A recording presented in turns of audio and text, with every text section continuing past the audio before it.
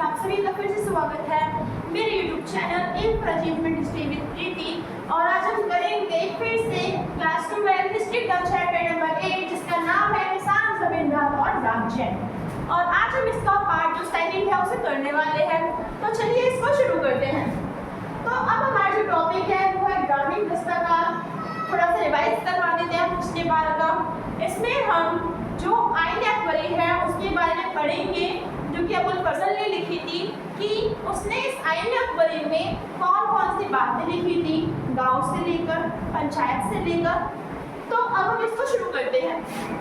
सबसे पहले जो टॉपिक है वो हमारे पास है ग्रामीण दस्तकार।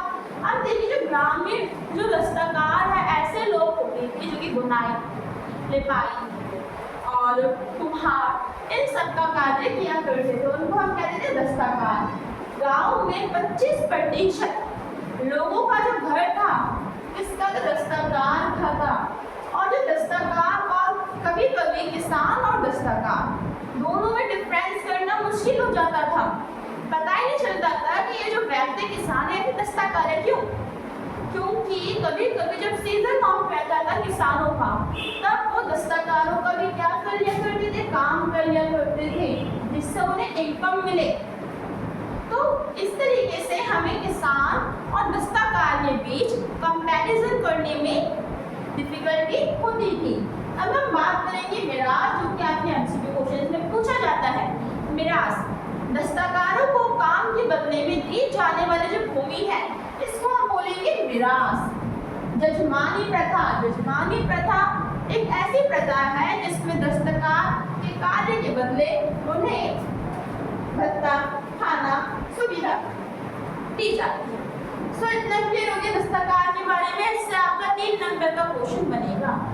अब हम यहाँ पे बात करेंगे छोटा गणराज्य। जब ईस्ट इंडिया कंपनी भारत में आई तो इसने भारत के गांव को छोटा गणराज्य बोला। सिंपल, गांव को क्या बोला इसने? छोटा गणराज्य बोला। और गांव के जो लोग थे उन सबके पास अपने अपने अधिकार हुआ करते थे, भाईचारा कौन हुआ करता था। लेकिन कभी कभी जो बड़े जो वर्ग है, बड़े वर्ग छोटे वर्ग का शोषण भी किया करते थे। धीरे धीरे गांव में अब जो नकदी है वो भी आने लगी, नकदी व्यापार भी होने लगा। इतना क्लियर हो गया। जो मैंने आपको नोट्स लिखवाए हैं अगर आपने उन्हें याद कर लिया तो आपको एनसीईआरटी छूने की जरूरत नहीं है। अब हम बात करेंगे कृषि समाज में महिलाएं। अब अभी तक हमने दस्तकारों के बारे में पढ़ लिया, अभी तक हमने पंचायतों के बारे में पढ़ लिया। अब हम देखेंगे कि उस टाइम की जो महिलाएं हैं उनकी क्या भूमिका रहती थी। तो उस टाइम की जो महिलाएं हैं वो कृषि में बहुत सहयोग करती थी। जहाँ मर्द जुताई और हल चलाई का काम करते थे, वहीं जो महिलाएं थी वो बुआई और निराई का कार्य किया करती थी। इसी के साथ महिला कृषि कार्य के साथ घरेलू कार्य भी किया करती थी और घरेलू कार्य के साथ बाजार में जाकर व्यापार भी किया करती थी। लेकिन यहाँ पे कुछ पूर्वाग्रह है। पूर्वाग्रह 2 है कि जो हमारी जो महिलाएं हैं वो कुम्हार और चाक को छू नहीं सकती थी। सेकंड, मासिक माह की टाइम पीरियड में जो महिलाएं थी वो पान के बागान में नहीं जा सकती थी।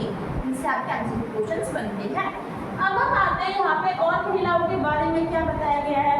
उस टाइम पे जो महिला है उन्हें बहुत ज़्यादा अहमियत दी जाती थी। क्यों? पैदा करने की क्षमता के कारण। क्योंकि जो महिलाएं हैं उनकी पैदा करने की क्षमताएं बच्चों को बहुत ज़्यादा अच्छी होती थी, जिस कारण उनके समाज में विशेष अहमियत थी। लेकिन कई बार गाँव में बहुत सारी महिलाएं मर भी जाती थी, कारण पोषण के कारण, प्रसव के कारण। प्रसव तो मतलब बच्चे को जन्म देते समय और कभी कभी गर्भवती होते समय ही। ठीक है। अब जब मृत्यु ज़्यादा होगी तब क्या होगा? अब जो महिलाएं हैं उनकी संख्या कम होगी तो जो लोग हैं वो शादी नहीं कर पाएंगे, उनका वंशज आगे नहीं बढ़ेगा। तो इसी के लिए जो उल्टा दहेज है वो भी चलाया गया। उल्टा दहेज का मतलब क्या होता है कि जहाँ पे महिलाओं से शादी करने के लिए महिलाओं के परिवार को दहेज दिया जाता है। ये आपको राजस्थान में देखने को मिलेगा। अब आते हैं उसी टाइम पे जो महिलाएं हैं वो उत्तराधिकारी भी हुआ करती थी। जो उनके जो पिता की जो संपत्ति है उस पर अधिकार महिलाओं का भी हुआ करती थी। कई महिलाएं जो थी वो जमींदारी का भी काम करती थी। इसी के साथ अगर महिलाओं में बेवफाई का शक होता था, बेवफाई आज के टाइम में सब जानते होंगे, तो बेवफाई का शक होता था तो यहाँ पे उन्हें बहुत ज्यादा भयानक दंड भी दिया जाता था। इसी के साथ अगर मर्द पर बेवफाई का आरोप लगाया जाता था तो यहाँ पे जो आरोप है वो यह कहकर लगाया जाता था कि जो मर्द है वो बच्चे और बीवी पे ध्यान नहीं देते और महिलाओं को अपने बच्चे पालने के लिए पैसे भी दिए जाते थे। आई होप कि आपको इतना क्लियर हो गया होगा महिलाओं के बारे में। 3-3 नंबर के पॉइंट्स वाले क्वेश्चन है ये। अब आता है बसे हुए गाँव के परे। यहाँ पे बसे हुए गाँव के परे से मीनिंग ये निकल रहा है कि जो हमारे गाँव है इसके अतिरिक्त भी कुछ स्थान ऐसे हुआ करते थे जहाँ पे लोग रहा करते थे, जैसे कि जंगल। उस टाइम पे, इस टाइम पे मुगल साम्राज्य के टाइम पे भारत में 40% जो एरिया था वो जंगल था। उस टाइम पे जंगली का अर्थ था जंगल में रहने वाले वासी, लेकिन आज के टाइम पे जंगली का अर्थ है ऐसे लोग जो सभ्य नहीं होते, जिनको कुछ करने नहीं आता है, उन्हें हम आज के टाइम पे जंगली कहते हैं, जैसे कि तू जंगली है। अब हम बात करेंगे ये लोग जीवन निर्वाह कैसे करते थे। तो ये लोग इतने ज़्यादा समझदार थे कि ये लोग मौसम के अकॉर्डिंग काम किया करते थे। इससे हमसे पॉइंट इतना याद रखना, जैसे कि बसंत में वो उत्पाद इकट्ठा करने का काम करते थे, मानसून के मौसम में खेती करते थे और इसी के साथ शरद के जो मौसम था उसमें ये लोग शिकार किया करते थे। अब हम आते हैं अपने अगले टॉपिक पर।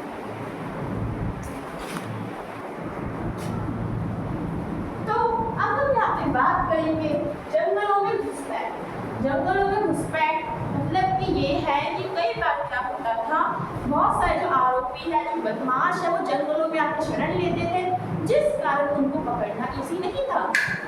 यहाँ पे यदि हम बात करें तो जो हाथी है वो बहुत ज़्यादा क्या थे, इम्पोर्टेंट थे। अब हाथी क्यों इम्पोर्टेंट होंगे, जंगलों से हमें हाथी मिलते थे, हाथी का जो यूज है वो हम युद्ध के लिए क्या करते थे। इसी के साथ राजा के द्वारा शिकार अभियान चलाया गया।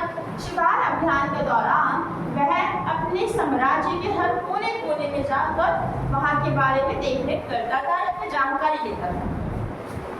और उसी टाइम पे जो जंगल है वो इम्पोर्टेंट थे क्योंकि बहुत से शहद और मधुमोह मिलता था, इनका यूज कई कामों में किया जाता था और व्यापार भी जो था वो जंगलों से किया जाता था। अब धीरे धीरे क्या हुआ, जैसे जैसे टाइम पीरियड बढ़ते गए वैसे वैसे कबीलों का भी निर्माण होते गया। कबीलों का जो प्रमुख था वो सरदार होता था, सरदार का काम युद्ध करना था। सरदार अब धीरे धीरे बहुत ज़्यादा प्रभावशाली हो गया। कैसे, क्योंकि अब उसने धीरे धीरे सेना बनाई, सेना उसने अपने बंधुओं हाथों की बनाई। उसके पास पैदल सैनिक थे और 6000 से 7000 उसके पास घुड़सवार थे। इतना क्लियर। अब हम बात करेंगे जमींदारों की।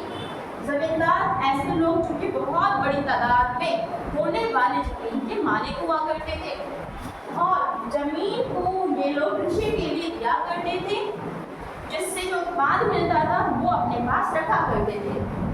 जमींदार बहुत ज़्यादा प्रभावशाली बने। क्यों?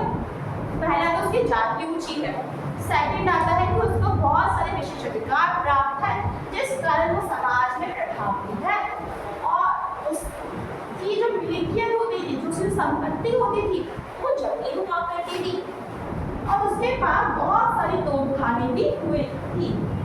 अगर बात करेंगे कि जो जमींदार है वो अपने जमींदार को पुख्ता किस तरीके से करते थे, मजबूत किस तरीके से करते थे, तो वो अधिकारों के द्वारा, राज्य के द्वारा और जमीनों को खरीद कर या फिर जमीन बसाकर क्या करते थे, अपने जमींदारों को पुख्ता किया करते थे।